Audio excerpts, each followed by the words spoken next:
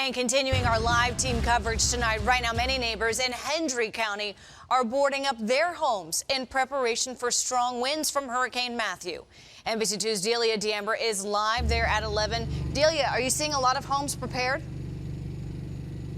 Yeah, coincidentally, we're live here on Haiti Street in Clewiston, where dozens of homes, like the one I'm going to show you here behind me, have their windows boarded up, and families spent most of the day today putting up the plywood, fearful of high winds that could whip through this area with this hurricane. Wood and screws. Hurricane essentials for many people in Clewiston. They've been out almost all day repairing all the cutting and to replace the windows and stuff. Angelica Loza has prepared her family for the worst while waiting it out indoors. Can of food, water. But it's what could fly in from outside that worries her most. The trees, then the winds and the trees and the security of the kids. Others who live closer to Lake Okeechobee are more worried about flooding. Our house is under construction.